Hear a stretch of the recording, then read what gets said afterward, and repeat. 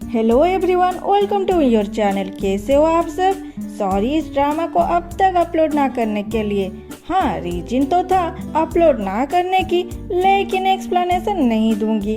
अगर आज ये एपिसोड आप पहली बार देख रहे हो तो जाइए एपिसोड 1 से देखिए। ये वाला ड्रामा बहुत ही अच्छा है। अब तक हमने देखा प्रिंस यू और यान हमेशा साथ रहते थे, जिसे लोग अलग नजर में देख रहे थे, लेकिन यान प्रिंस का इलाज करती थी। दादी प्रिंस यू को यान की माँ की बर्थडे पे आने के लिए इनवाइट की थी और उधर यू का तबीयत बहुत खराब हो गया था। यान बहुत मुश्किल से यू को ठीक करती है। सुबह सब लोग खाने में बैठे थे, लेकिन दादी और वान के पापा किसी को खाने नहीं देते और प्रिंस का वेट कर रहे थे। कुछ देर बाद प्रिंस आते हैं। प्रिंस को देख के दादी और वान के पापा खुश हो जाते हैं, लेकिन यान खुश नहीं थी। वो सोचती है ये लोगों को मेरी माँ की बर्थडे से कोई मतलब नहीं, ये तो सिर्फ प्रिंस यू से मिलना चाहते थे। फिर सारे खाना खाते हैं। कुछ देर बाद यू का तबीयत फिर से बिगड़ जाता है। ये देख के दादी वान को बोलती है, वान प्रिंस को अपने रूम में ले जाओ। ये सुन के यान की माँ चिल्लाती है, वान क्यों लेके जाएगी? यान यहीं पे है, वो प्रिंस का ख्याल रख सकती है। आप लोग भूलिए मत, यान की शादी प्रिंस से फिक्स हो चुकी है। फिर यान को बोलती है, यान प्रिंस को अंदर ले जाओ। यान प्रिंस को वहाँ से ले जाती है। दूसरे सीन में दिखाता है यू को कोई प्रॉब्लम नहीं था, उन्हें तो सिर्फ ड्रग्स दिया गया था जिसमें वो वान के साथ कुछ कर दे, फिर उन्हें वान से शादी करनी पड़े। लेकिन जिनके शरीर में इतने ज्यादा पॉइजन है, उन्हें ये सब का असर कैसे होगा? तो इस ड्रग्स का भी असर प्रिंस यू पे ज्यादा नहीं था। वो तो रूम के अंदर अकेले में यान से फ्लर्ट कर रहे थे। देखो मेरा तबीयत बहुत खराब हो चुका है, मेरा इलाज करो ना, कह के ड्रेस खोल रहे थे। जब यान गुस्सा होती है, यू बोलते हैं आज तो गुस्सा ना करो और यान को एक बुक देते हैं, ये लो तुम्हारे लिए गिफ्ट। उस दिन तो मुझ पे गुस्सा हो गए थे, लेकिन आज ये गिफ्ट तुमको बहुत अच्छी लगेगी। उस बुक में यान के बड़े पापा का पूरा अकाउंट का लिस्ट था। ये देख के यान खुश हो जाती है।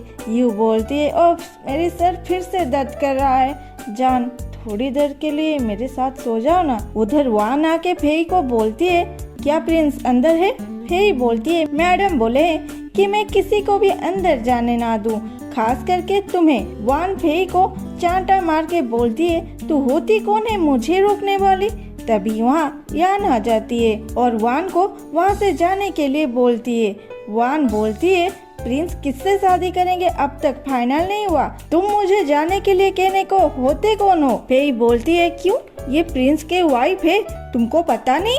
ये सुन के वान की बहन बोलती है, पहले शादी तो होने दो फिर वाइफ बोलना। यान बोलती है, ओ मुझे लगता है तुम लोगों को पता नहीं है, एक्चुअली मैंने ना ऑलरेडी रॉयल बुक में एंट्री ले ली है। ये सुन के वान गुस्से से बोलती है, अभी तेरी ये शक्ल बिगाड़ती हूँ, फिर देखूंगी कौन तुमसे शादी करेगा। और यान पे अटैक करने के लिए पास आती है। यान भी कुछ कम नहीं थी, वो कुछ पाउडर जैसा वान पे डाल देती है और वान की फेस में खुजली होने लगती है। तो वो चिल्लाती है, यान ये क्या किया? यान बोलती है, जाओ जाओ जल्दी से अपने फेस को पानी से साफ कर लो, नहीं तो तुम्हारी शक्ल मेंढक जैसे हो जाएगी।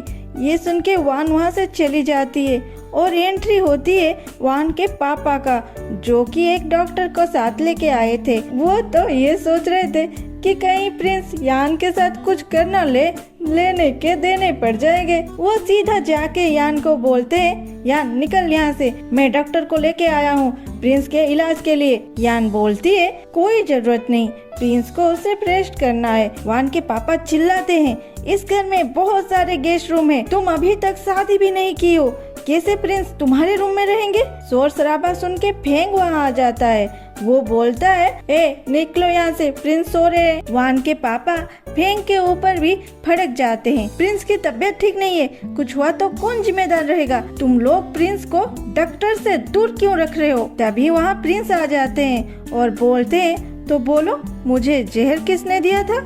वान के पापा डरते हुए बोले, मुझे नहीं पता। प्रिंस बोलते, तुम लोग मुझे ड्रग्स दिए थे, इसका परिणाम पता है ना? और फेंग को बोलते हैं इसे और उसके पूरे फैमिली मेंबर को पनिशमेंट दो, जब तक उन लोगों में थोड़ी सी भी सांस होगी तब तक मारो। तभी वान की छोटी बहन बोलती है, प्रिंस प्लीज माफ कर दो, मेरे पापा लालच में अंधा हो गए थे, हमें माफ कर दो। हमारी फैमिली में यान भी तो है। यान, क्या तुम ऐसे ही देखती रहोगी? यान यू के कान में बोलती है, इन लोगों का गुनाह इतनी भी बड़ी नहीं है कि मार दिया जाए, उन लोगों को थोड़ा डराओ और वहाँ से निकालो। इसके बाद प्रिंस यू बोलते हैं, फेंग सभी को स्टिक से 30 बार मारना। उसके बाद उन लोगों को प्रिंस के सेना ले जाते हैं। फिर प्रिंस बोलते हैं, ये प्लेस बहुत ज्यादा नॉइजी है, चलो मेरे साथ, और यान को लेके वहाँ से चलते हैं। दूसरे सीन में प्रिंस यू और यान अकेले टाइम स्पेंड कर रहे थे। तभी प्रिंस यू यान की खिंचाई करने लगते हैं, तो यान उन्हें एक गन निकाल के डराती है। प्रिंस यू को पता नहीं था वो चीज क्या है। वो गन को अपने फेस और करके ट्रिगर मारने ही वाले थे। यान उनके हाथों से गन छीन लेती है और आसमान की ओर चला देती है। वहाँ एक हार्ट शेप बन जाती है। यू बोलते हैं, ये फायर क्रैकर इतने टाइम तक आसमान से कैसे रह सकता है? यान बोलती है, ये सिग्नल के लिए है, अगर तुम खो जाओ ये लोगों को हेल्प करेगा तुम्हें ढूंढने में। यू पूछते हैं, ये तुमने बनाया है? यान बोलती है, हाँ, ये मेरी लव सिग्नल है, सिर्फ तुम्हारे लिए। इसके बाद प्रिंस यू यान को किस करने ही वाले थे, फेंग आ जाता है और बोलता है, प्रिंस मेडिसिन खाने का टाइम हो गया। यू चिल्लाते, मैं तो अभी मेडिसिन ही ले रहा हूँ, और उसके और बंदूक करके बोलते, फेंग निकल यहाँ से। तभी यान प्रिंस को किस करके वहाँ से चली जाती है। रात को यान प्रिंस यू का फिर से ट्रीटमेंट करती है। एक्चुअली यू को इतनी स्ट्रॉन्ग पॉइजन दिया गया था, यान उन्हें ठीक करने में बहुत दिन लगा रही थी। कुछ देर बाद यू को नींद लगता है। वो जब सोने जाता है वो देखता है उसके बेड पे तो यान सोई है, और वो प्रिंस को बोलती है, आ जाओ यहाँ, तुमने तो बोला था हमें साथ सोना चाहिए। यू हिचकिचाता है। यान बोलती है, हमने तो किस भी कर लिया है, फिर भी तुम इतना शर्मा रहे हो। मैं तो सो रही हूँ, तुम्हें आना है तो आओ, नहीं तो जाओ यहाँ से।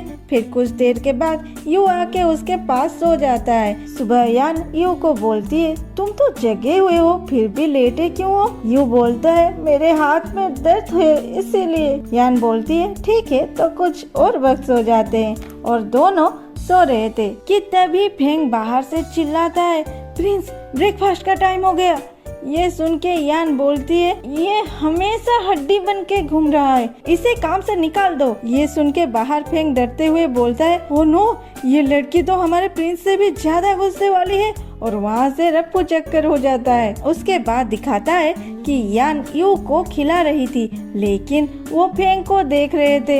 यान बोलती है, उसे मत देखो, उसका आंख ऐसे भी बंद है, तुम खाना खत्म करो। यू खाने के लिए पास आते हैं, तभी यान की नजर फेंग पे पड़ती है। वो उन दोनों को देख रहा था। यान फिर से चिल्लाती है, आंख बंद करो। ये सुन के फेंग से ज्यादा तो यू डर जाते हैं। तभी फेई वहाँ आती है और बोलती है, मैडम, माँ जी को कुछ हो गया है और तुम्हारे बड़े पापा उन्हें बांध के रखे हैं।